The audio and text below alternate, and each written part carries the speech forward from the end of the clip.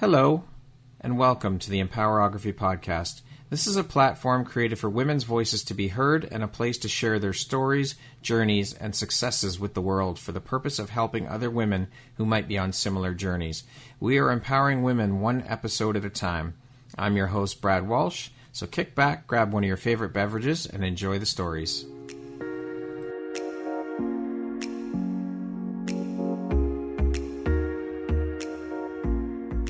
If you're looking for jewelry that makes an impact on your self-care routine and your style, Empowerography would love to offer you a discount code to one of our exclusive partners, Quartz & Canary Jewelry and Wellness Company. Please use code EMPOWER15 to receive 15% off upon checkout at www.quartzandcanary.com. Quartz & Canary is truly the place where spirituality meets style. Hello there, Brad Walsh here, your host of the Empowerography Podcast. Today, my guest is Jen Gardiner. She is an actress and a cake artist based in Kitchener, Ontario. How are you doing this morning, Jen? I'm doing good. How are you? I'm great, thank you. Thank you so much for taking the time to be here today and share a bit about your story and your journey with us. I appreciate you taking the time, and I appreciate you.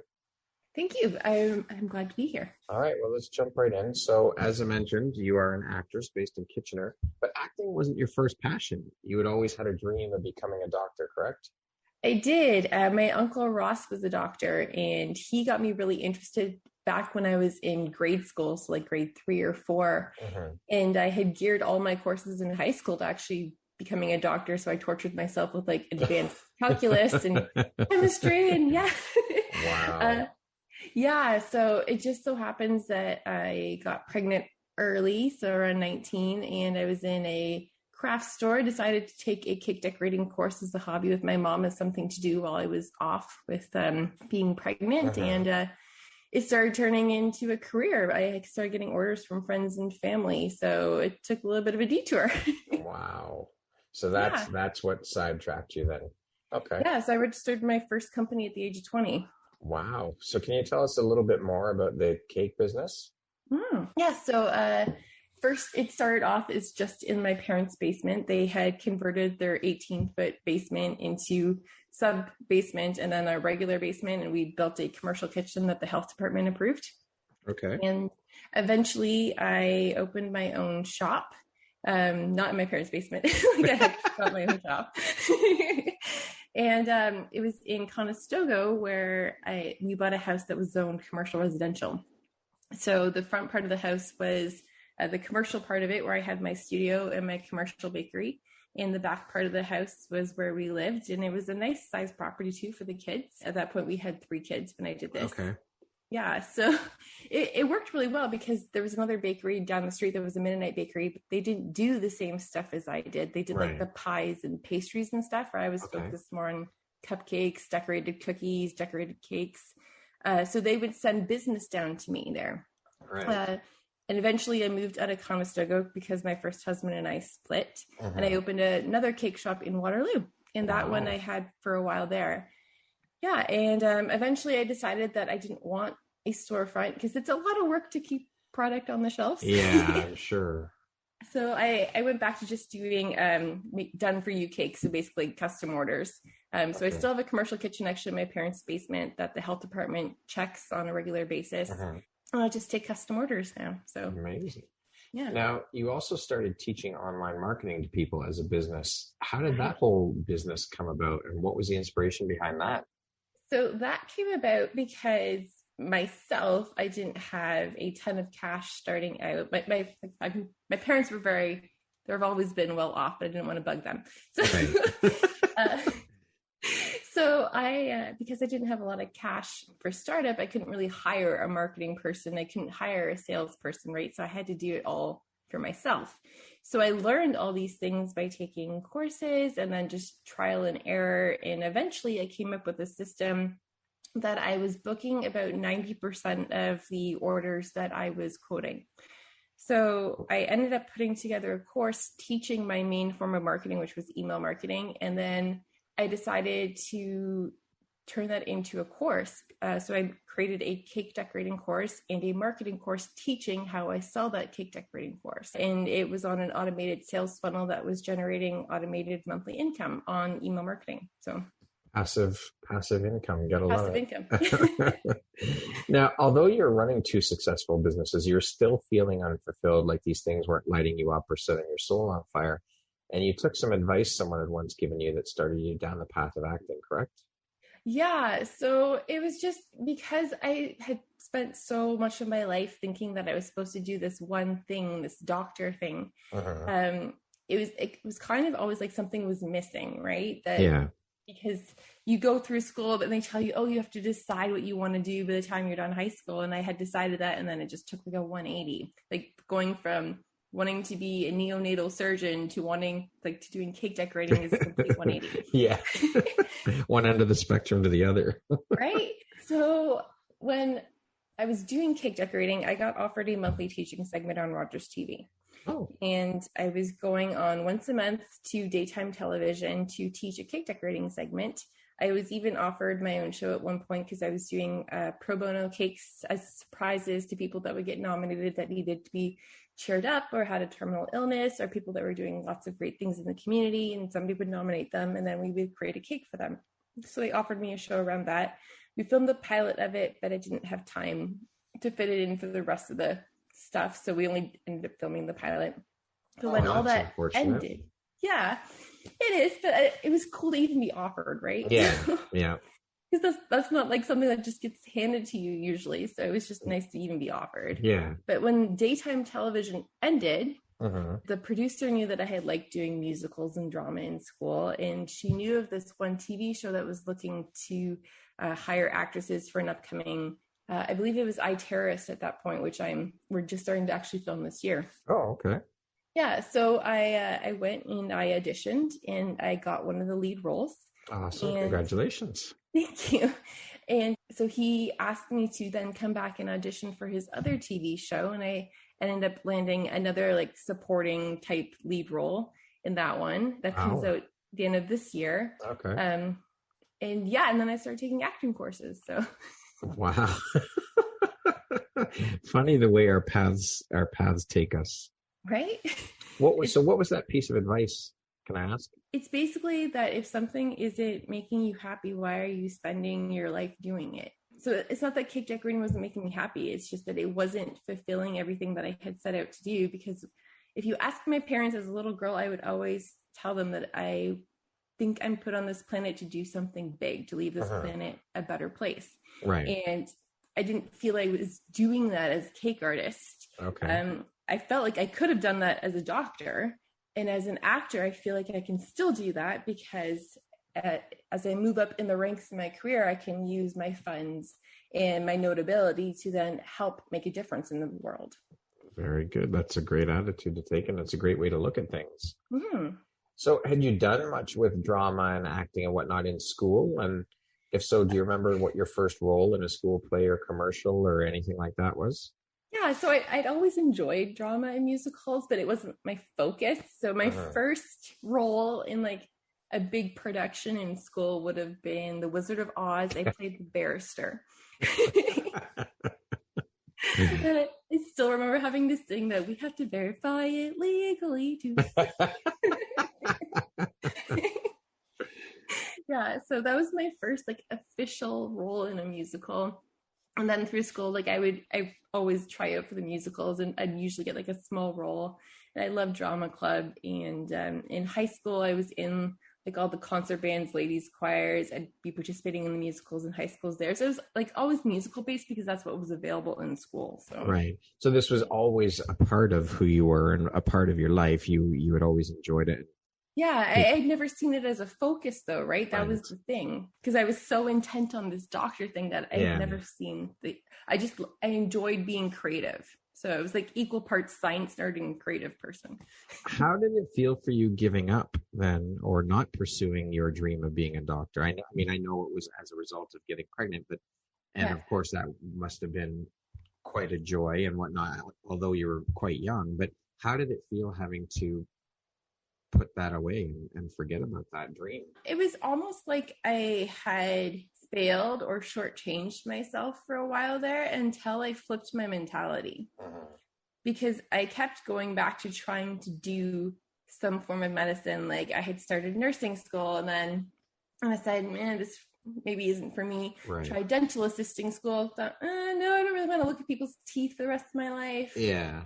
So I kept trying things. I went through the Red Cross first responder course. I went through the instructor course, taught for Red Cross for 2 years alongside still doing my cake business. Yeah. So I have a lot of things on my resume right now because yeah, no kidding. I kept thinking that something was missing, and I kept going back to the medical aspect of it. Like even right now, I'm taking an online course through edX, through Harvard for neuroscience. So, but it's not because I think something's missing anymore. It's just that I really like medicine. You're interested in it, yeah. Yeah. So now I feel content and fulfilled because I enjoy doing what I do, and I can do all three of them right. at the same time as I have a direction that I can still fulfill making this world a better place. So awesome. That's great. What an incredible feeling. Yeah. It's crazy, right? Because when you get stuck at that mentality, there's this hole here, but I don't really like this, but I don't know where to go. It's really sucky being stuck in that hole. It is. And so many people are stuck in that, and they don't know how to get out, and they don't realize that there is a way to do it. You just have to, again, it's about mindset flip, I think, part of it. And I've had that conversation with a lot of people lately. It's about not always knowing what you want right away. Sometimes you have to go through things in order to figure it out. Yeah, very true. Very true. But I think that fear and mindset play a huge part in that, being stuck in something that you don't like doing and not pursuing something that lights your soul on fire. Yeah. But the thing is with me is if I hadn't given up being a doctor and I hadn't had a cake business, would I have ever been on that TV show and ever been told to go audition for this thing? Would I be here right now? Very true. Very true. Do you remember what your first paying gig as an actress was? So technically it's iTerrorist. Okay. Technically that's my first paying gig. Yeah, even though we haven't filmed it yet. What excites you as your favorite part about being an actress? I love being creative because I'm the person that sits there, and even though somebody says, it's usually done this way, I think, what other ways could it be done? And I get to do that on a set where I'm like, how else could I portray these lines? How else could I do this that isn't the standard norm, but still gets the point across?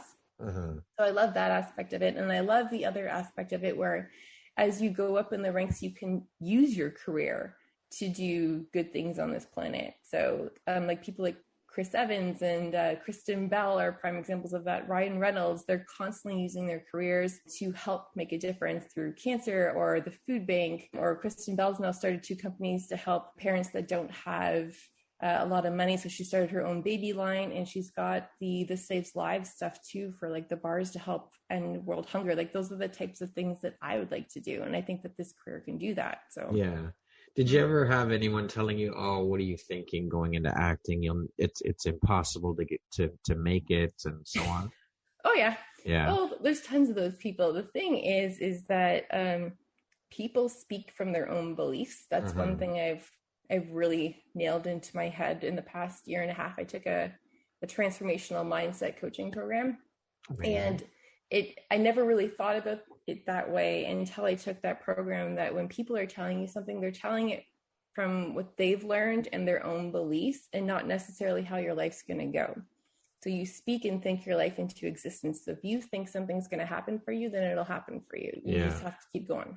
That's right. And you got to put in the work. I mean, there's a hell of a lot of naysayers out there, and it's just, you just got to be able to tune that out. And, exactly. And just keep going and pushing on. Yeah, and it may not happen right away. Yeah. Like Jason Bateman, I think he just got his first Oscar, 2 years ago? And he said in his speech, it just takes that one role. So, yeah. Jason Bateman's incredible. He's so underrated, I think. Yes.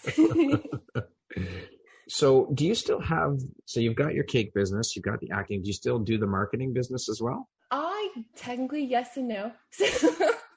So I'm not pushing the course anymore. So I've taken down that sales funnel. It's still up there. Like if people want to buy it, they can.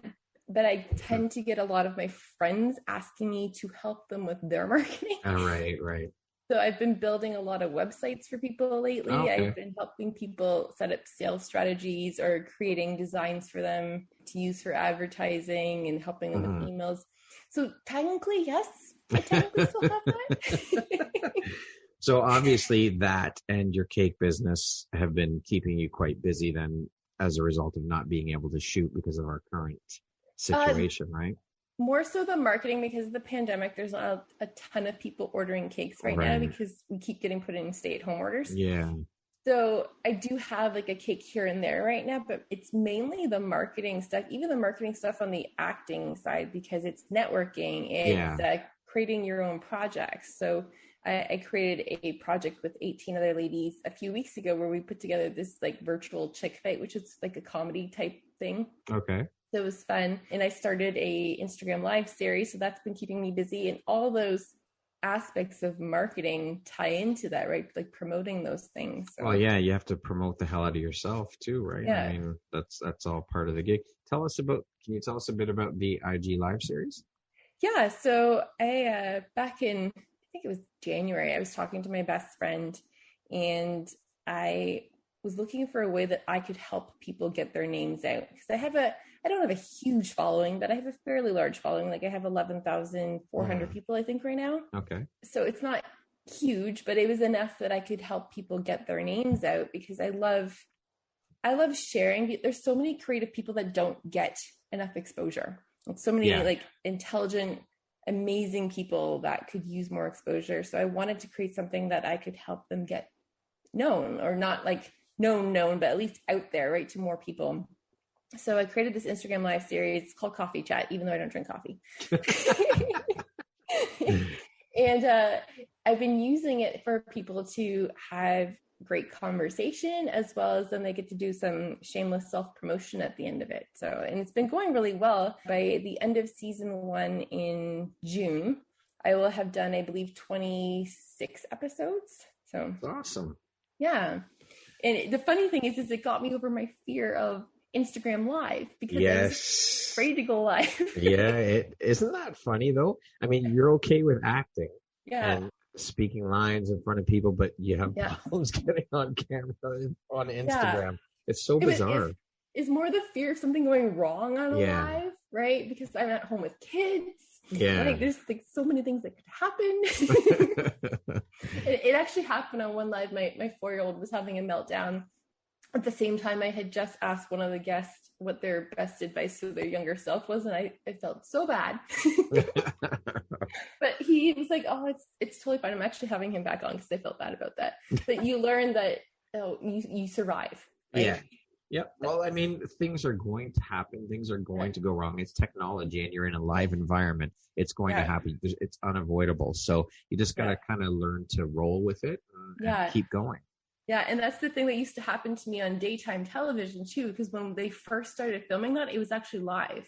Okay. So they didn't switch to filmed and then aired later until halfway through I had been with them. Oh, wow. So I was trying to fit in a teaching segment into 7 minutes. Jeez. Yeah. And there was one time that we didn't get finished in time, so then they had to roll me into the end. Oh my gosh. Yeah. But it was fine. I survived. So there you go. Jen, did you take any acting lessons or are you completely self-taught? No. So I've been taking acting lessons here and there. I started at Armstrong Acting. I still do take lessons from them online when something comes up that I really want to try out, like audition clinics and stuff. But they were like where I started. So like got my basics and stuff in. Yeah. And then since then I've been taking acting classes at different casting director audition clinics, or I've been taking coaching, Perlman acting studios. There's been a whole bunch. You kind of keep rolling them in. And then on top of it, my favorite, I get to do on-screen combat training. So. Oh, wow. Okay. Yeah. So that's like my favorite training because I get to go do stuff that I wouldn't usually get to do. So yeah. Very cool. Yeah. So tons of training. Even it's funny because you don't even think about this when you start acting, even going for accent training. So yeah, to get rid of our sorry, because we need to say sorry. What's the first thing you do to research and approach a role? For a role, when you get a script or sides, the first thing I do is I read through it a couple times. And I start making notes, because usually when you read through something the first time, you don't usually catch everything that you need to see. So I read through it a bunch of times. I look at the character description, but that's not necessarily the actual character description of my character, because sometimes casting directors are just writing it based on the information they have. So it's good to go through the script and try and see what information you can pull out yourself on your character. Yeah. Okay. And then you start putting together sort of who your character is. And after I do that, then I start memorizing lines. Okay. So once you get the lines memorized, then you can actually play with it, because until you actually have those lines in your head, you're all you're doing is trying to remember your lines. Right. So once you get those lines in your head, then you can actually start to play with things and see what comes out. So. And I assume that's how you prepare in advance for your role then? Is there anything else you do to prepare in advance for it? It's just getting into the mindset. And a really good trick with that is thinking about the moment before and that line you would have said before your scene started.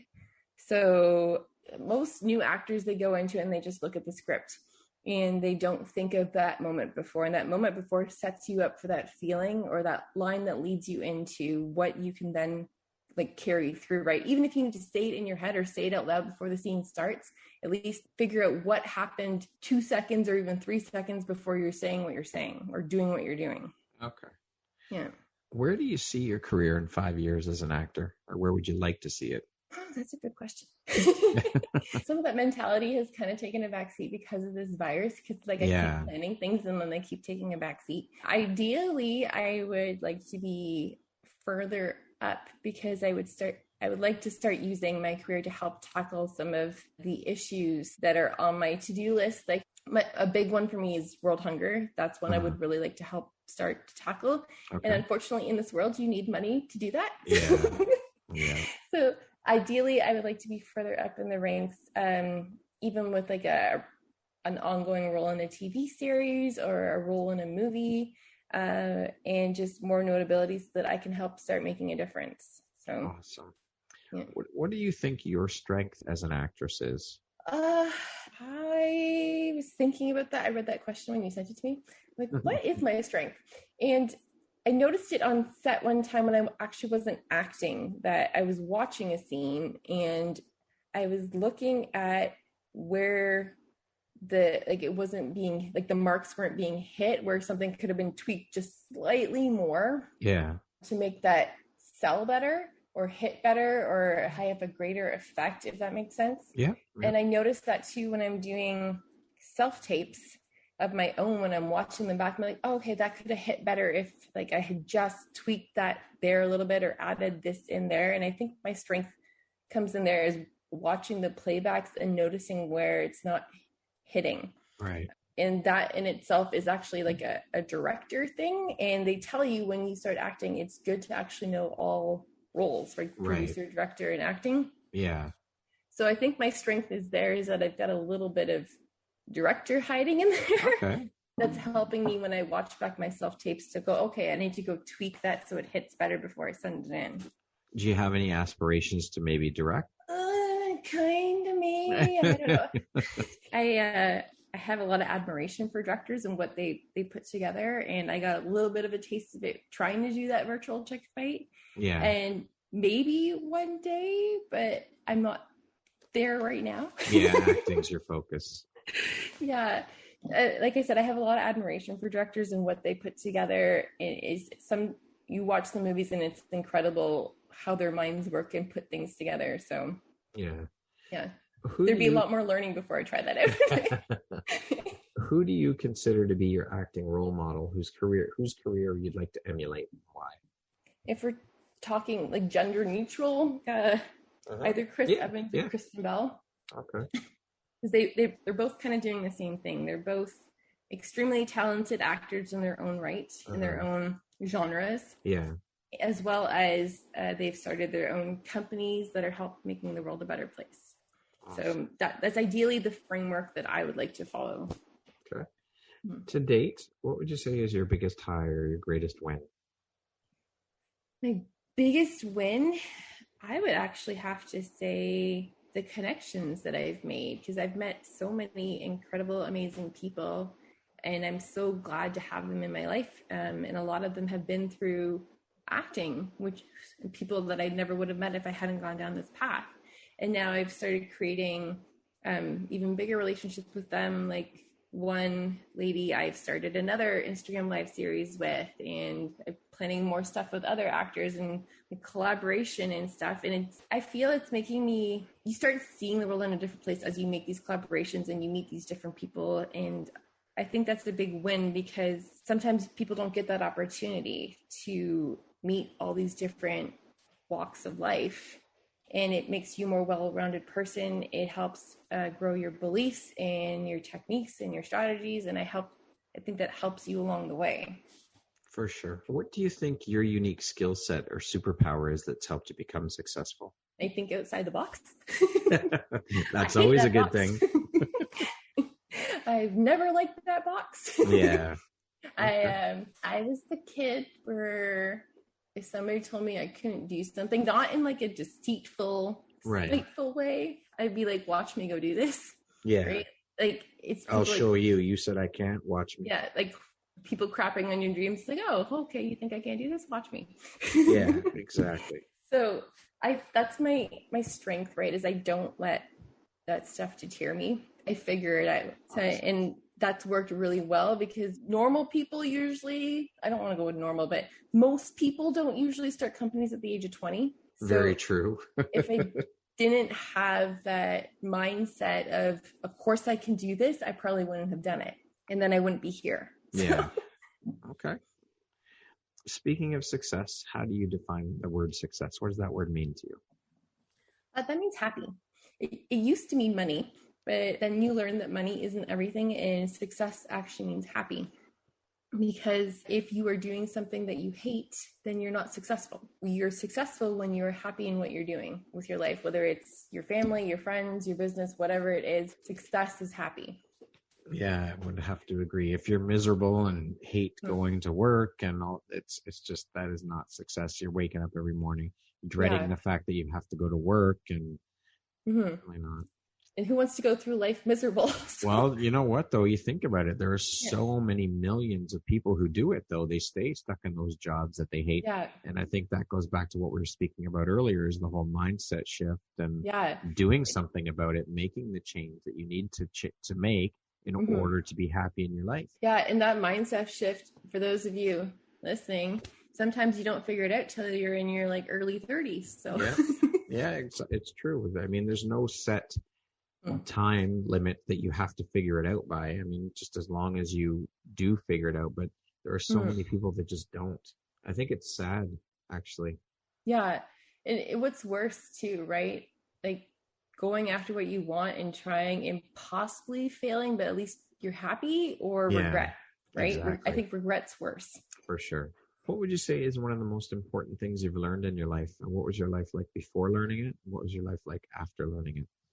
I would have to say probably learning not to try to fit in, because that happened to me in high school when I was being bullied, and I ended up with an eating disorder because I was trying so hard to fit in, because back then being thin was cool. So I was trying to fit in with the cool kids. Even though I already was thin, I became even thinner, and then it became an eating disorder. And so if I can say anything to anyone, is the fear of judgment and in trying to fit in just holds you back, and it can even lead down even scarier paths. So learning that you are enough on your own, and to just try and go after that thing you want, and not worry so much about what other people think. Because again, once you learn that people are coming from a place of their own beliefs and what they've learned, and it's what they're saying to you is actually not about you, it's actually about them, then you can move further and quicker past that point. Well, again, this obviously this theme keeps coming up. Again, that's about mindset and learning to love yourself. And the self-love, the self-care, the self-work, it all starts from within you. Everything starts from the foundation of you. So and that, like the eating disorder too, it was about control, right? I was trying to control a situation. Yeah, for sure. And you learn too, control is sometimes an illusion. Yeah, very true. There are things that we just do not have control over, period. Exactly. Sometimes you just have to trust. That's right. That's right. What would you say is one of the best pieces of advice you've ever received? The best pieces of advice I've ever received? Mm-hmm. I think it stems back to not worrying about what people think, like not letting the fear of judgment hold you back. That was the best piece of advice somebody ever gave me, that everybody judges. And when somebody says that to you, like, notice that you're judging right now. You're judging, like you've made a judgment about somebody the minute you talk to somebody. So you yourself are judging, but you're worried about other people judging you. So knowing that people judge should help you move past that fear. And I had never thought about it until somebody said that. It's like, oh, right. Like that makes sense. And judgment doesn't mean like it's always negative, right? You're passing a judgment. It could be a positive judgment or a negative judgment, but you're judging. So very true. Mm-hmm. What makes you feel inspired or like your best self? My best self? I really like helping people. That's my high. Yeah. So I feel like in my best self when I've gotten through a day and I've accomplished a lot and I've helped somebody. Jen, what was a turning point in your life and how did that affect you? A turning point. I would have to say when I was 33, it was actually deciding about whether or not I was going to pursue acting full time, because as you know, those naysayers will tell you that it's not a good career choice, because only I think like 1% of actors actually make it in quotation marks. Really? Only 1%, they say? I think so. I think that's the number. 1% actually make it to A-list status. So many people bail because it is a hard industry. Yeah. Like we get more rejection probably in 1 month than most people get in a year. So. Holy shit. Sometimes it has nothing to do with your acting skills. It could be like your eye color is wrong, your hair color is wrong, you remind them of your ex. Mm-hmm. So yeah. the turning point in my life is deciding, am I going to pursue this full time because it makes me happy? Again, it's not the thing that I had set out originally to do with my life, but this seems to be a thing that could possibly help me still accomplish what I had set out to do with my life. Yeah. Okay, we're going to do a little rapid fire section here. So the next grouping of questions just be 1, 2, 3 word answer type thing. Okay. Okay. How would you describe yourself in one word? A dreamer. Money or fame? Money. Early bird or night owl? Night owl. If you were writing your autobiography, what would the title be? Didn't have it all figured out right away. What's the first thing you think when I say the word future? Opportunity. What's your favorite stress-reducing activity? Going for a walk. If you came with a warning label, what would yours say? Outside the box thinker. If you could teach the world one thing, what would it be? Kindness. What's one thing you want but cannot buy with money? That's a really good question. I would probably have to say compassion, for like the world to have compassion. Okay. If you could change one thing about the world, what would you change? For people to be more accepting of each other. My favorite way to unwind is? Going for a walk.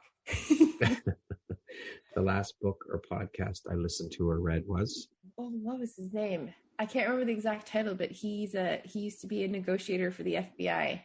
Oh, Chris something. Yes, I think. Yes. I can't remember his last name, but yeah. Okay, that concludes our rapid fire section. Now back to our regularly scheduled program. Jen, what's your personal motto? My personal motto is just to try my best. What is one of your biggest failures or teachable moments or life lessons, shall we call it? And what did you learn from it? Okay, so this is where that mindset shift came in again. Right. I've stopped referring to things as mistakes and failures, and I've started referring them to as lessons. One of my favorite sayings right now is everything in your life is a lesson or a blessing. So my biggest lesson to myself was getting over that fear of judgment, because that was the main thing that was holding me back if I look back at all my life. Because even in school, that eating disorder developed out of a fear of judgment. I bailed on a bunch of stuff out of a fear of judgment, because when you don't go after something, you keep yourself safe. So the biggest turning point in my life was just getting over that fear of judgment. What does the word empowerment mean to you? Giving people the ability to feel like they can go tackle that thing. They feel like full and alive and powerful to be able to go and accomplish what they want to do.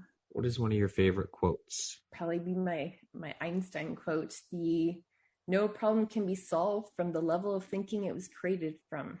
Oh, I like that one. I've never heard that one before. Mm-hmm. Yeah, and somebody, Jim Fortin, had posted it with a picture of that quote from a street view, and then the same street view from the top of a building. Ah, very interesting. Mm-hmm. I like that. Yeah, so from the street view, all you see is like tunnel vision, right? Yeah. If you go to the top of the building, you can see so far. Yeah, you can see so much, a wider picture. Yeah. If you could step into my shoes, what would you have asked yourself that I didn't ask you? That's a good question. I'm not sure. That's the one where you probably get everybody. I don't know. Why do you want to help people? Okay. There you go. Why do you want to help people, Jen? I think people are such unique individuals to the point where we even have the ability to think thoughts, and we have the ability to even think that we think thoughts, and that there are so many incredible individuals on this planet, and that we have the ability to do so much, and to learn how to love and to have friends and to have all of these experiences. And it breaks my heart to see people not have those things. It breaks my heart to see people have no food. It breaks my heart to see people being bullied. It breaks my heart that there is still war and all these negative things on the planet, when we have the ability to do all these amazing things. And I would really like to help as many of those individuals that don't have those things to have them by the time I leave this planet. Amazing. There is no better feeling than knowing that something you are doing is impacting and helping other people. There's no better feeling in the world than that. Exactly. If you could sit down and have a 1-hour conversation with anyone in the world, alive or dead, who would it be and why? Dead or alive? I'd say Einstein. Okay. Why? Just if you start going through all of his quotes, for a man alive, or even a person alive at his time, he was so wise. Well, he was a genius, but the things that he was saying make so much more sense now, right? Like even that one quote that I just said to you, because they apply to so much from a mindset perspective, and I would love to pick his brain more on that mindset. Yeah, because I feel like it opens so many doors once you get what he's saying. Interesting. Okay. Jen, if you could go back and give your younger self one piece of advice, what would that piece of advice be? Don't worry about fitting in. I feel like this is like a cliche movie quote, like when you were born to stand out. But it's true, though. Yeah, I agree with you 100%. We worry so much about that when we're younger. And I mean, nowadays, the kids with social media, that doesn't help anything either, right? That just amplifies it all and makes them believe so much that that's what they need to do. And that's the way they need to look to fit in and be cool and be accepted. And it's horrible. Social media it's a double-edged sword. It's one of the greatest inventions, one of the greatest things that ever happened, but it's also one of the worst because of the downside of it. Yeah, exactly. And that's why I've been using some of my coffee chats to touch on some of those subjects with people that are holding kids back, because I do have kids that hop onto my coffee chats, and I don't want them to feel what they're going through is actually it, right? So we touch on body positivity on some coffee chats. We touch on issues like being transgender. I had somebody on, we were talking about transgender, coming out as gay. Like we were talking about all these things, touched on a whole bunch of, we've touched on mindset, all these topics that would potentially hold somebody back as a teen, like things that like would have held me back. We've talked about eating disorders. So coffee chat not only helps get the word out to people, but we're also using it as a way to talk to people, right? To help start those conversations. That's because that's what it all starts with, is the conversation. Exactly. So I feel like you said, it's a double-edged sword, but there's a lot of people trying to use it for good. Yes. There's always going to be bad apples. For sure. Always. You're right. 100%. But then it's finding those accounts that make you happy, right? Yeah. Like muting accounts or unfollowing accounts that bring you down and following accounts that rise you up. So yeah. Lastly, Jen, if you were to deliver your last 30-second speech to the world, what would that last 30 seconds sound like? Oh, okay. Thank you for the ride. Thank you for the ability to learn how to love, for the friendships, for the experiences, and for the learning. Because to be human is incredible, because again, we have the ability to think. And we have the ability to think, to know that we think thoughts, and not all creatures have that ability, right? So yeah, we have the ability to create so many experiences, and just thank you. As Gary Vaynerchuk says, he says, this is the greatest time ever to be alive, because of all that we have access to and all the things, the possibilities are limitless. Exactly. Jen, thank you so very much for taking the time to be here today and share your story and your journey. This has been an incredibly inspirational chat. I've thoroughly enjoyed having you on the show, and I've learned a lot. So thank you so much for taking the time. And you're now part of the Empowerography community. So thank you for coming into the fold and joining the community and sharing. I really appreciate it. Of course. Thank you so much for having me. It was a blast, and you have amazing questions. Thank you. Once again, my name is Brad Walsh, host of your Empowerography podcast. Today, my guest has been Jen Gardiner. She is an actress and cake artist based in Kitchener, Ontario. Thanks so much, Jen. I hope you have an amazing rest of the day. Thank you. You too.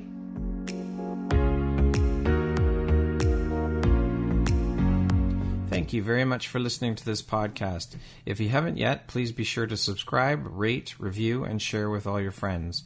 You can find me at visuphoria.ca and follow me on Instagram at Empowerography Podcast and on Facebook at Empowerography. Please join me next time for another inspirational story from yet another amazing woman.